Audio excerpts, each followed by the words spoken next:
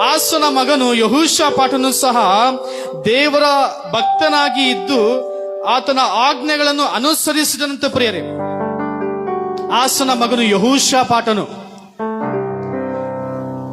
ದೇವರ ಆಜ್ಞೆಗಳನ್ನು ಅನುಸರಿಸಿ ನಡೆದನು. ಅದಕ್ಕಾಗಿ ಆತನ ರಾಜ್ಯಭಾರವನ್ನು ದೇವರು ಸ್ಥಿರಪಡಿಸಿದರಂತೆ. ಹಲ್ಲೆಲೂಯಾ.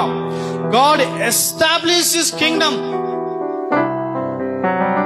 ನಾನು ಹೇಳಿದೆ ಮೊದಲು, ಒಬೆದೆದೋಮ್ ಯಾವ ರೀತಿಯಾಗಿ ಆಶೀರ್ವಾದ ಹೊಂದಿದನು, ಆತನು ತನ್ನ ಹೃದಯದಲ್ಲಿ ದೇವರನ್ನು ಮತ್ತು ತನ್ನ ಮನೆಯಲ್ಲಿ ಪರಿಪೂರ್ಣವಾಗಿ ಸ್ವೀಕಾರ ಮಾಡಿಕೊಂಡವನು. ಯಾರನ್ನು? ಮಂಜುಷವನ್ನು, ದೇವರ ಪ್ರಸನ್ನತೆಯನ್ನು. ಹಲ್ಲೆಲೂಯಾ. ನಮ್ಮ ಮನೆಗಳಲ್ಲಿ, ನಮ್ಮ ಹೃದಯಗಳಲ್ಲಿ, ಹೃದಯ ಅನ್ನುವ ಆಲಯದಲ್ಲಿ ಯೇಸುವನ್ನು ಸ್ವೀಕಾರ ಮಾಡಬೇಕು ಇವತ್ತು. ಹಲ್ಲೆಲೂಯಾ. ನಮಗಿರುವಂತ ಎಲ್ಲ ಆಲೋಚನೆಯನ್ನು ಬದಿಗಿಡಿ ಪ್ರಿಯರೇ. ನಿಮಗಿರುವಂತ ಎಲ್ಲ ಚಿಂತೆಗಳನ್ನು ಬದಿಗಿಡಿ. ನೀವು ಮತ್ತು ಯೇಸು ಮಾತ್ರ ಇವತ್ತು ಆರಾಧಿಸೋಣ ಪ್ರಿಯರೇ. ನಾವು ಕೆಲವು